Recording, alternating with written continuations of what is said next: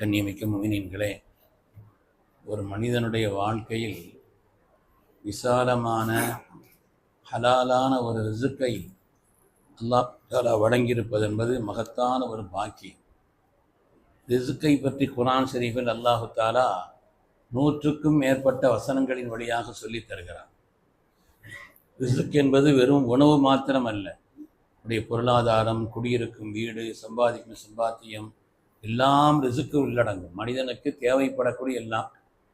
இந்த ரிசுக்கை பற்றி அல்லாஹு தஆலா குர்ஆன் ஷரீஃபில் நமது உயிரினும் மேலான கண்மணி ரசூலுல்லாஹி ஸல்லல்லாஹு அலைஹி வஸல்லம் தங்களுடைய ஹதீஸ்களின் வாயிலாக சொல்லி தந்திருக்கிறார்.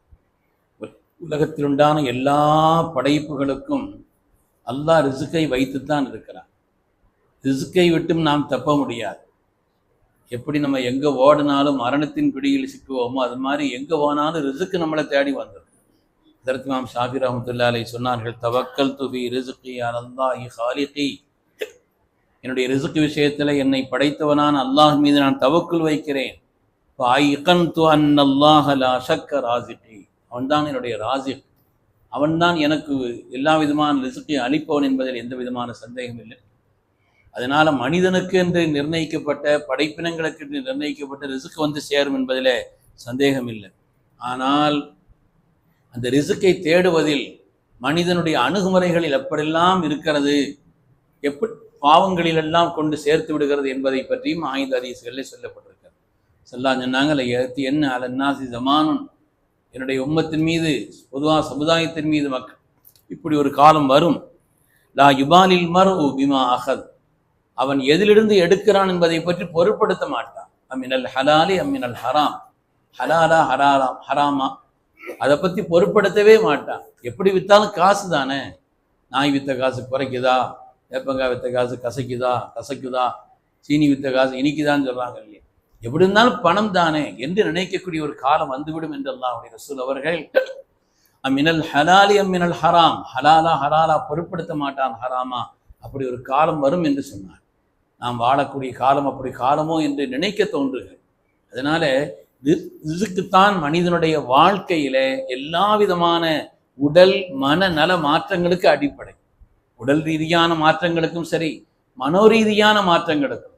ஒரு அமல் அல்லாஹ்விடத்தில் கபூலியத்தை பெற வேண்டும் என்று சொன்னால் ஹலாலான ரிசுக்கு தேவை என்பதை குர்ஆன் ஷரீஃப் நமக்கு வலியுறுத்தி சொல்லி காண்பிக்கிறது. எனவே அந்த விசாலமான ஹலாலான ரிசுக், அல்லாஹ் ரிசுக்கு பொறுப்பேற்று இருக்கிறான். ஆனாலும் சில சுன்னத்துகளை வச்சிருக்கிறான், சில நடைமுறைகளை வைத்திருக்கிறான். அந்த நடைமுறைகளை வாழ்க்கையில பேணும் பொழுது அல்லாஹு தஆலா ஹலாலான விசாலமான ரிசுக்கை அல்லாஹ் ஏற்படுத்தி தருகிறான் என்று கண்மணி ரசூலுல்லாஹி ஸல்லல்லாஹு அலைஹி வஸல்லம் ஹதீஸிலிருந்து பெருமக்கள் சொல்வார். அல்லாமா இப்னுல் கய்யிம் ஜௌஸி ரஹ்மத்துல்லாஹி அலைஹி சொல்கிறார்கள், 4 காரியங்கள் ஹலாலான ரிசுக்கை உங்களின்பால் இழுத்து கொண்டு வந்து சேர்க்கும்னு சொன்னார். 4 காரியங்கள் ஹலாலான சுத்தமான ரிசுக்கை உங்களின்பால் இழுத்து கொண்டு வந்து சேர்க்கும். தஜ்லீபுர் ரிசுக், அவைகளை இழுத்து கொண்டு வந்து சேர்க்கும். முதலாவது அவங்க சொன்னாங்க கியாமுல் லைல், தஹஜ்ஜத் தொழுகைன்னு சொன்னாங்க. ஏனென்றால் தஹஜ்ஜத் தொழுகையினால சிறந்த துன்யாவும் கிடைக்கும், சிறந்த ஆகிரத்தும் கிடைக்கும். அதனால தான் அல்லாஹ் குர்ஆன் ஷரீஃபிலே ஃபலா தஅலமு நஃப்ஸுன் மா உஃபிய லஹும் மின் குர்ரத்தி அயுனின், தஹஜ்ஜுதுக்கு அல்லாஹ் வச்சிருக்கக்கூடிய கூலியின் அளவை யாராலும் விளங்க இயலாதுன்னு அல்லாஹ் சொல்கிறானே. அது உலகியல் ரீதியான கூலியும் மறுமை ரீதியான கூலியும். அதுக்கு அவ்வளோ பெரிய பாக்கியம் இருக்குது. அதாவது ஸல்லல்லாஹு அலைஹி வஸல்லம் அதை ஃபரதாக்கி இருப்பாங்க, என்னுடைய உம்மத்துக்கு கஷ்டம் இல்லைன்னு சொன்னா என்று சொல்லக்கூடிய அளவு இருக்கு. ஸல்லல்லாஹு அலைஹி வஸல்லம் அது ஃபரது.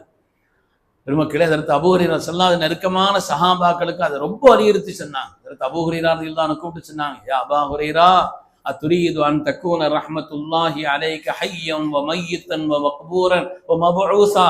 அதற்கு அபூ ஹுரைரா அவர்களே, அல்லாஹ்வுடைய ரஹ்மத் எல்லா காலத்திலையும் உங்களோட சேர்ந்து இருக்கணும்னு நீங்க ஆசைப்படுறீங்களா? உங்க ஹய்யன் வாழும் காலம் எல்லாம், மய்யித்தா நீங்க மௌத்தாக்கூடிய நேரத்தில், ஓ மக்பூரன் கபரில் வைக்கப்பட்டால், ஓ மபூஸன் எழுப்பப்படக்கூடிய எல்லா நேரத்திலும் அல்லாஹ்வுடைய ரஹ்மத் உங்களோட இருக்கணும் உங்களுக்கு ஆசையா இருக்குதா? கும் ஃபஸல்லி வ அன்த துரீது ரிலா ரப்பிக், அல்லாஹ்வுடைய பொருத்தத்தை நாடி நீங்க எழுந்திருச்சு இரவு நேரத்தில் தொழுகுங்கன்னு சொன்னாங்க. தொழுகணுங்கிறது முக்கியம், அல்லாஹ்வுடைய பொருத்தத்தை நாடியும் இருக்கணும். யாருக்கும் காட்டுவதற்கு சொல்வதற்கு அப்படின்லாம் இல்லை.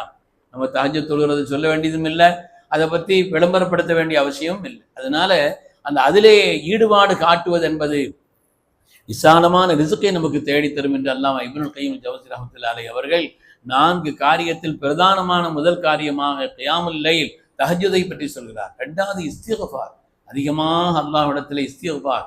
ஒரு மனிதன் அல்லாஹ்வுடைய அடிமை என்பதற்கான அடையாளமே இஸ்திக்ஃபார் தான். அடிமை என்பதற்கான அடையாளமே ரப்பே என்ன மன்னிச்சிரு. இஸ்திக்ஃபார் செய்யற காரணத்தினால பாவ மன்னிப்பு மாத்திரம் அல்ல, குர்ஆன் சொல்லுகிறது யுர்சிலிஸ் ஸமா அலைக்கும் மித்ராரா வ யும்திதுக்கும் பி அம்வாலி வ பனீன். செழுமையான போதுமான தேவையான மழை அல்லாஹ் இறக்கி தருகிறான். பொருளாதாரத்தை கொண்டு மக்களை கொண்டும் அல்லாஹ் உங்களுக்கு உதவியாக்குகிறான். இஸ்திக்ஃபார் செய்யறதனுடைய பலனை குர்ஆன் ஷரீஃப் சொல்கிறது. மக்கள் பலனுள்ள மக்களாக ஆகுவார்கள். பொருளாதாரம் உங்களுக்கு உதவியான பொருளாதாரமாக இருக்கும் என்றெல்லாம் குர்ஆன் இஸ்திக்ஃபாரை. எனவே ஹஜ்ரத் இப்னு கய்யிம் ஜௌஸி ரஹ்மத்துல்லாஹி அலைஹி அவர்கள் சொல்கிறார்கள், முதலாவது தஹஜ்ஜுடைய தொழுகை, இரண்டாவது இஸ்திக்ஃபார், அதிகமாக அல்லாஹ்விடத்தில் அஸ்தக்ஃபிருல்லாஹ் என்று உளப்பூர்வமாக ரப்பிடத்தில் தன்னை பரிசுத்தப்படுத்த வேண்டும் என்று அல்லாஹ்விடத்தில் கேட்கக்கூடிய காரியம். மூன்றாவது சொல்றாங்க சதக்கா. சதக்கா செலவழிச்சா குறையோடு செய்யும். நம்ம வர்றதுக்குண்டான வருமானத்தில் பார்க்குறோம், செலவழிக்கிற மாதிரின்னா சல்லாஹ் சொன்னாங்க அது ஒரு விதை நெல். அது சல்லாஹ் மா நக்கசமாலும் மின் சதக்கா, சதக்காவினால பொருளாதாரம் குறையாது. குர்ஆன் சொல்கிறது ஒயிர்பி சதக்காத், சதக்காத் உங்களுடைய பொருளாதாரத்தை வளர்ச்சி அடைய செய்யும். குர்ஆன் சொல்கிறது ஒயிர்பி சதக்கா, சதக்காத்துகள் இருக்கிறதே உங்களுடைய பொருளாதாரத்தை வளர்ச்சி அடைய செய்யும் என்று குர்ஆன் ஷரீஃபில் அல்லாஹ் தஆலா சொல்லி காண்பிக்கிறார்.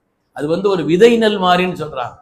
நெல் விதை போடுறோம்னு சொன்னா அது அந்த விதை நெல் எத்தனை ஆயிரக்கணக்கான நெற்களை, லட்சக்கணக்கான நெற்களை உருவாக்குகிறது. அது மாதிரி நமக்கு செய்யக்கூடிய சதக்கா அல்லாஹுக்காக அவனுடைய திருப்தியை நாடி செய்யக்கூடிய சதக்காக்கள் இருக்கிறதே அவனுடைய பொருளாதாரத்தை வளப்படுத்தும், ஹலாலான ரிஸ்கை விசாலமாக்கி தரும் என்று இப்னு கய்யிம் ஜௌஸி ரஹ்மத்துல்லாஹி சொல்றாங்க. நாலாவது அவங்க சொல்றாங்க, ஆரம்ப பகலுடைய தொடக்கத்திலையும் முடிவிலையும், பகல் தொடங்குறதுக்கு நேரம் அந்த நேரத்திலேயும் முடிவிலையும் அல்லாஹ்வை அதிகமாக திக்ர் செய்யும்.